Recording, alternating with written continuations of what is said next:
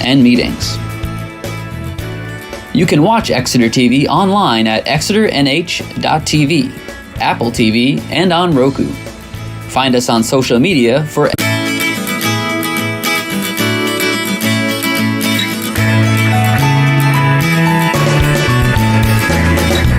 Thank you for tuning in to Exeter TV.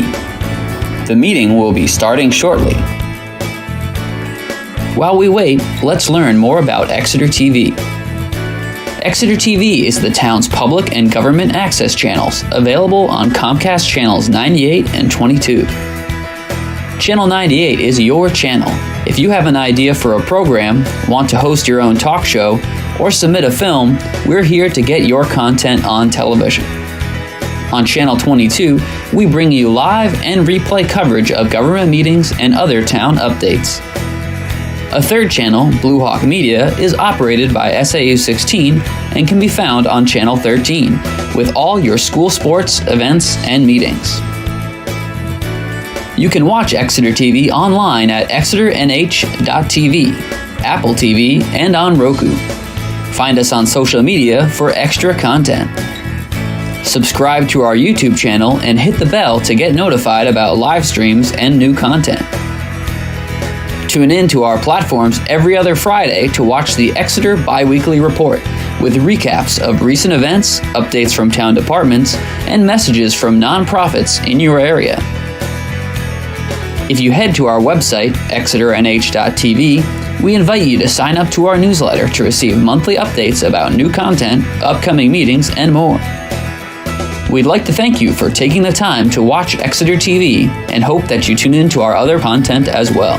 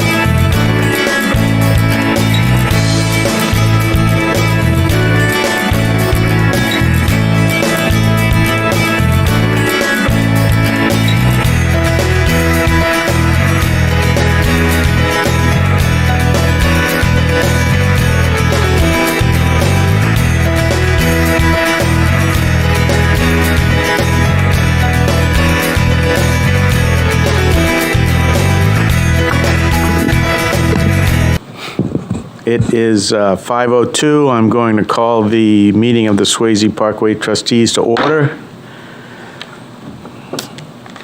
So the agenda should move relatively quickly tonight. Most of these are placeholders that we've talked about for a couple of months. So introductions. To my left is Darius Thompson, Vice Chair. To my right, Dave Short. Congratulations on being elected again. And I'm Dwayne Staples, current chair of the Swasey Parkway Trustees. And tonight we have our select board rep is the chairperson of the select board. Good evening, Nico. Next item is the election results.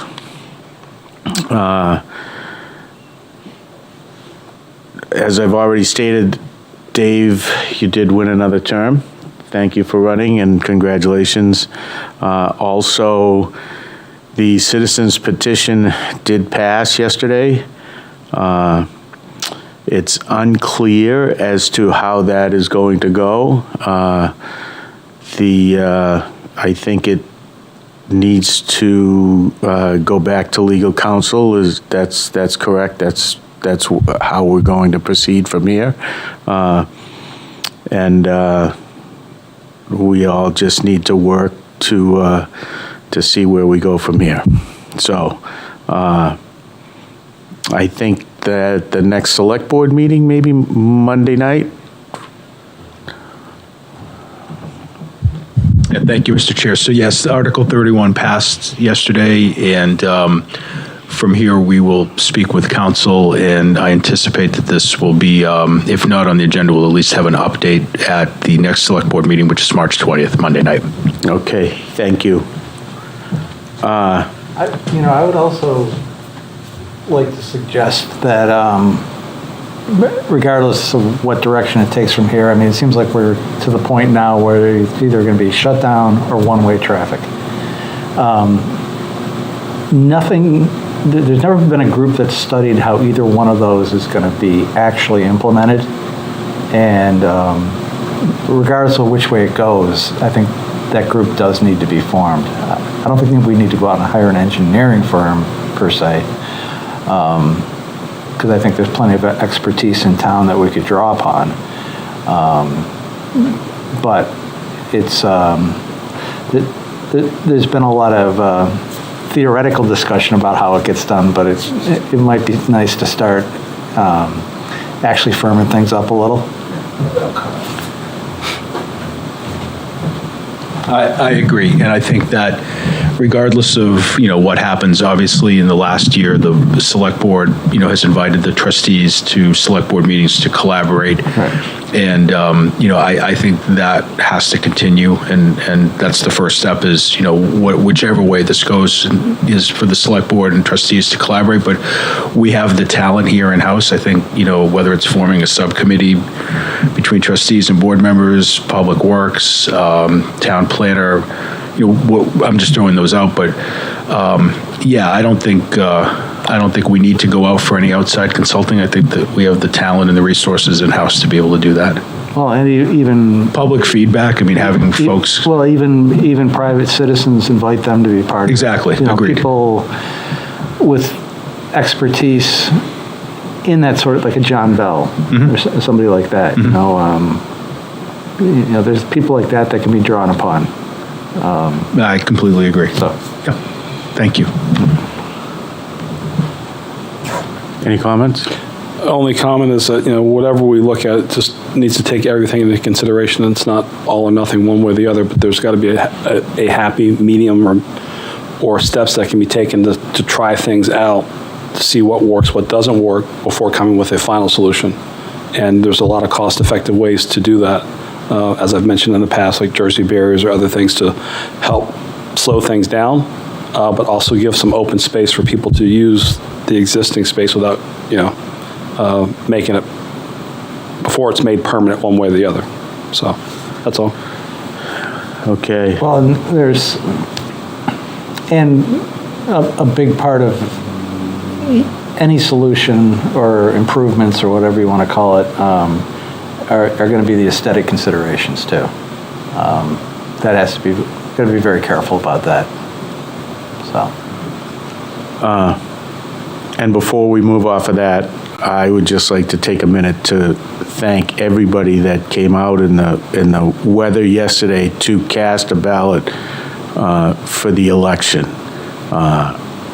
for the entire election. I know that the weather was not conducive during the latter part of the day, and I thank everybody that made it out and was able to vote for coming out. So, thank you. One more, just a point of personal privilege to say, the whole process that changed on how you registered, like not registered, verified who you are, seemed to go a lot easier. You had a ticket. There's an actual paper transaction trail to say this person voted, whether or not they completed the ballot or whatever. But it was, I think it was a good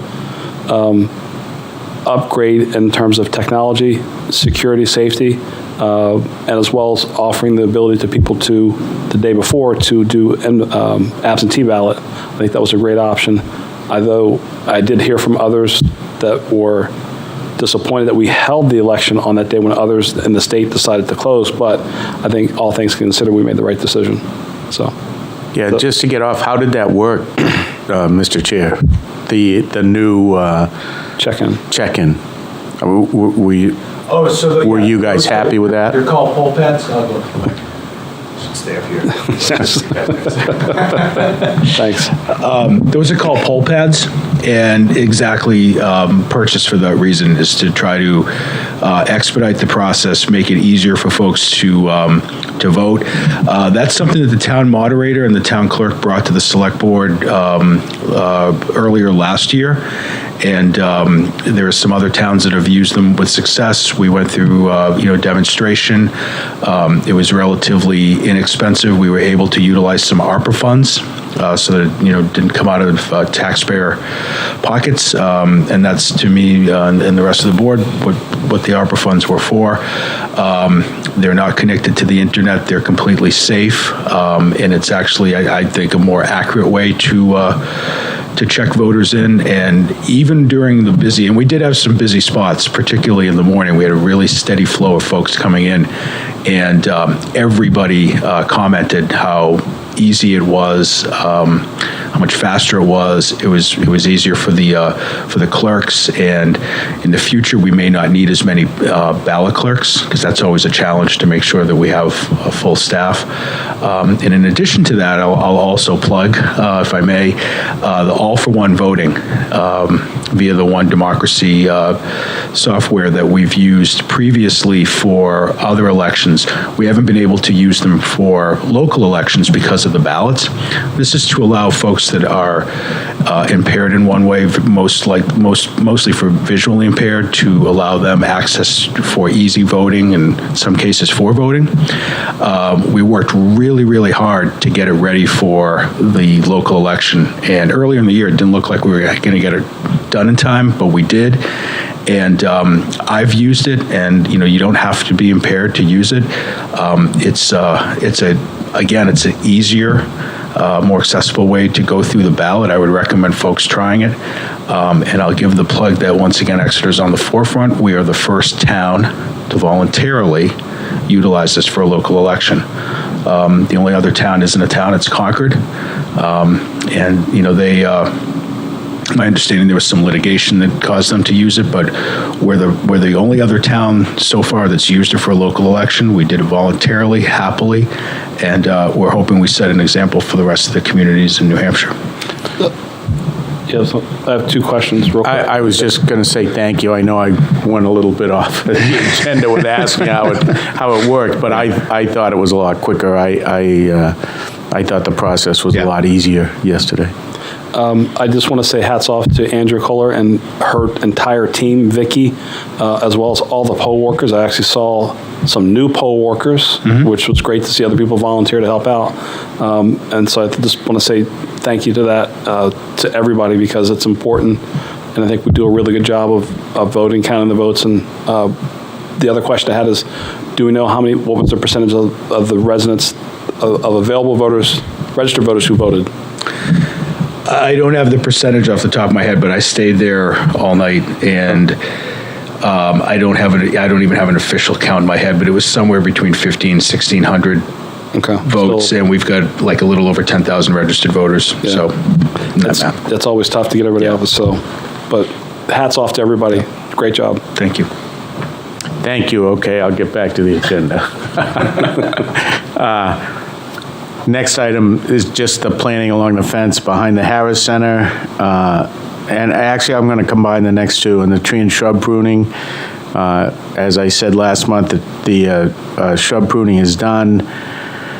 I think that we're probably going to need to have a site walk just to go over some of the pruning and all of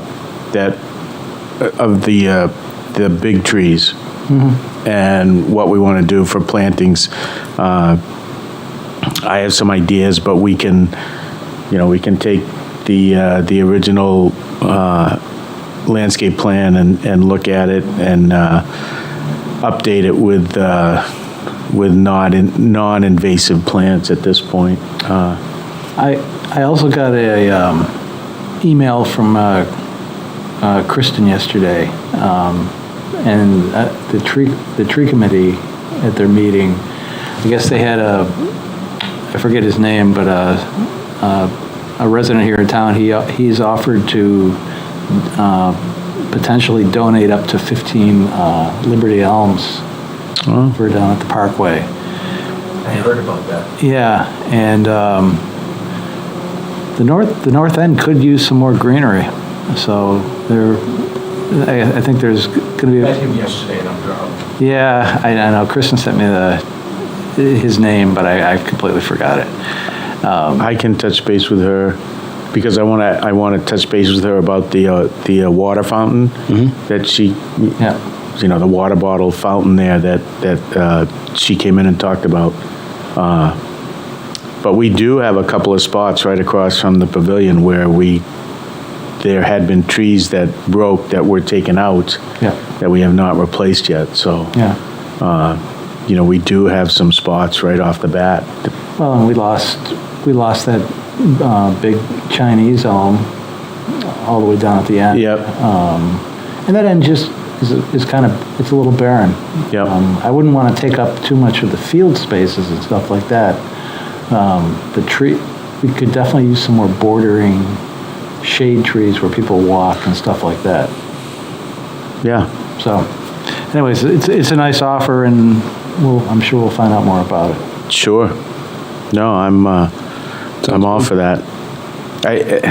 The other thing too, which I know we've brought up a couple of meetings ago, was looking at the future and how to try to protect the Parkway from the global warming effects too. So, maybe we can all try and get some input on that and see what some ideas are with that. So. Well, there's that, I believe it's a scientist who's put together that projected flood zone map. I don't know if you've seen that, but yeah. Basically from Water Street to the river is going to be in a flood zone that will flood more and more regularly, which will have an impact even upon the housing authority building there, a big one. So there's a bunch of stuff to protect down there. Yeah, and I have seen a study that said within 100 years, which sounds like a long time, really isn't, that the Parkway would disappear. Yeah. If we don't try and do something. So I think at the rate we're going, it's less than 100 years now. Is it? Yeah. Yeah, I haven't seen any update on that, but I know we've talked about that. So I know that that's on the radar also. All right, so that takes care of 5 and 6. The next thing is the sewer project update. We haven't had a construction meeting. I did talk with Mr. Vlasic on Monday because I wanted to try to see if there was a timeline. Right at the moment, there is no timeline. They've run into some more challenges. They did get one hole bored, a pilot hole, as they were trying to bore that out bigger. They had a shaft break, so they weren't sure if they could get that drill head and the shafts out. They did not work last week. They were going to supposedly try and go back this week. They were going to try and get the drill head out. So we don't have an updated timeline at this point. I would say that probably at the select board meeting, which Mr. Vlasic has been giving the select board updates at every meeting, and publicly, that's probably the best time to grab an update at this point. So the drive shaft to the drill head snapped. Yeah, one of the links. I kind of joked a little bit. It was kind of like, watching the movie Armageddon where they where the shaft breaks in the hole. But yeah, my understanding is one of the shafts broke, and so they How do you reattach? You don't. Well, they weren't sure. They were unsure as to how they were going to proceed with that. And again, I'm sure Mr. Vlasic will have an update on Monday about that. I would say probably watch the meeting. I know that he's been very good. Actually, I got to say, when he explains all that, he explains it so everybody should be able to understand it. Yeah. He's done a very good job with that. And I give him a lot of credit for that, because, there's a lot of those people that stand up there and use all these technical terms and all, and he is very good about breaking that down and explaining it so people can understand it. And I think he's done a great job with that. So, that's been pretty encouraging. So, you know what, they've just had a tremendous amount of challenges with this project, and so we don't have a timeline at this point. So, But it's well extended now. I would say yes, because I think, the first construction meeting I went to, they had it laid out, and they were hoping that everything was going to be bored and pulled and all by the end of January, I think is what and then they were going to be working on the mill side of the river, and it just has not come to fruition at this point, so. Because right now, with this broken off, if there's no way of retrieving it, then there's not even a pilot hole. Correct. Right. That's my understanding, yes. But that's hard luck. So I'm just trying to common sense here. They're coming in from one side, and they notice there's ledge and whatever. They got through it. They haven't started coming in from this side? They were Just doing the came pilot. through with a pilot hole, Yep. and then they got to ream it out to Make it the bigger. size, to make it bigger. But it hasn't gone all the way through. Correct. So they can't go from this side with a pilot hole and something bigger to try to, no. No, because I asked that question, Okay, and all right. there's no, You're gonna hit the drill head and glance. Correct. Glance off Right. of it. well, All right. you'll probably hit the drill head, and then you'll end up destroying Both drill whatever. heads. So, Yeah. So anyways, you know what, I'm going to leave that up to That's Mr. Vlasic to explain that on Monday night, because I have watched those, and again, we have not had a construction meeting this last week, which, Sounds like awful luck. yep, Murphy's Law. So, any other business? Well, just one more follow comment on that, just to the chair, if I may. A couple of things. That one, hopefully that when we have another project like this that comes up again, they'll have the same survey information, that they know there's ledge there and what they're going to run into. Two, hopefully we have contingencies in place to mitigate the additional cost overruns if a shaft breaks. If something goes wrong with their equipment, that it should not impact us, financially as taxpayers.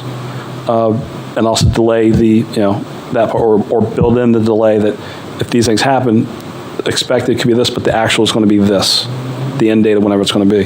The other part of it is, I'm sure there has to be a way to talk with other sand hogs or other people that do drilling on either a bigger scale or smaller scale to find out how they have solved that solution versus trying to think of this organically and focus here. So maybe they may reach out to others that have done tunnel projects or done the big dig or other groups and say, all right, well, yeah, we had that problem before. Here's how we solve that drive shaft problem. So that may help. I would be surprised if somebody hasn't done that already. Well, I would hope so. I'm just, again, I'm hoping that they're doing that. Yeah. I'm sure they're on top of it, but I'm just throwing it out there as a suggestion for the select board meeting, which I may not be able to attend, so. I think. I'm sure they're desperate to solve it. Yeah. Okay. And, Well, good. and I know that everybody's working real hard. I know that, they they tried to do that, I don't know what the exact terminology, but the graphing of the ledge. And, that was a great idea. However, there's too much mud on the bottom of the river, so they couldn't get any of that information. So, again, there's been a lot of challenges with this, and I know that from going to the construction meetings and talking with Mr. Vlasic and watching everything, they are trying to do everything that they can. The contractors, again, are very reputable and are very good. And being in the landscape business and digging in the ground in areas where you don't always know what's there, sometimes you just pull your hair out. So we will... right now, it's one of those things where nobody looks good through no fault of their own. Correct. Right. And that's... Correct. So... Yeah, don't get me wrong, I'm not blaming anything. No, no. I'm just trying to offer, different ways of looking at it. Like when a truck's stuck under a bridge, right? What do? Well, you try to lift the bridge up or try to lighten the load, or you let the air out of the tires, or some combination thereof. That's all. Maybe go to the state and get them to put up better signage. Possibly. So anyways, I I'm would good. think that there'll be more information coming out Monday on that. So Monday with Mr. Vlasic. It's been on the agenda for the last 4 or 5 meetings, Yep. and I anticipate it will be moving forward Yep. because we do want to keep folks updated. Yep. That's the plan. So, Good. any other business? Only other businesses, just as a inquiry, are you any interest? I was asking this to Dave. Any interest in changing this up at all, or? Nah, Okay. everything's fine by me. All right. Whatever. Okay. Nah. It's all going along smoothly, so Okay. everybody gets along. Good. All right. Anything else? No. Dave? Motion to adjourn at... Next meeting? oh, I know I sent those out, but I just want to make this. So the next meeting is going to be April 19th. I will... 19th? I will be in Italy, Okay. so can't make it. Bellissimo. Do you want to maybe switch it? What, my trip? No. No. Talk to my wife. Yeah, no. Well, I'm leaving the 14th through the end, basically the end of the month. All right, we'll just keep it on the 19th. Yeah, that's fine. There's nothing you're going to need me for. Yeah, we're just trying to set the schedule for the year so that we know. Yeah. Yeah, I'd keep it the same. And Okay. Yeah, and like I You s- can, I know there's a time difference, it'll be close to midnight there, you can zoom in. yeah, I'll think about that one. We'll have the invite set. Let us know. all right, so, 4/19, 5 PM all of the meetings, because the Heritage Committee meets at 7 on the third Wednesday also, I've kept it at 5 p.m., or that's what I put out. I know that during the summer, we kind of moved that back to like 5:30. So if you want to move that back a little bit later, we can do that too. So I'll just send a note to make sure that gets done. Okay. Okey doke. Now, Motion to adjourn at 5:30. 5:29. 5:27. Oh. Second. Any discussion? We fight about the time again. Just any discussion? Nope. All those in favor? Aye. Aye. Motion passes. We adjourn at 5:28 p.m. 26 minutes. Thank you.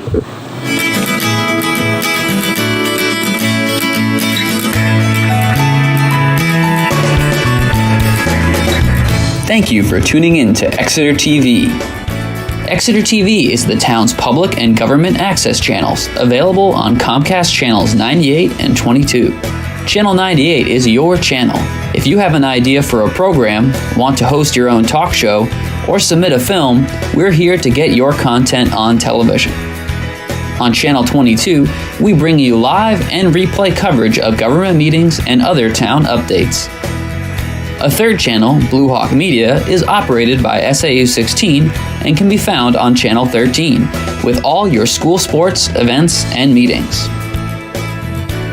You can watch Exeter TV online at exeternh.tv, Apple TV, and on Roku. Find us on social media for extra content. Subscribe to our YouTube channel and hit the bell to get notified about live streams and new content. Tune in to our platforms every other Friday to watch the Exeter Biweekly Report, with recaps of recent events, updates from town departments, and messages from nonprofits in your area. If you head to our website, exeternh.tv, we invite you to sign up to our newsletter to receive monthly updates about new content, upcoming meetings, and more. We'd like to thank you for taking the time to watch Exeter TV and hope that you tune in to our other content as well.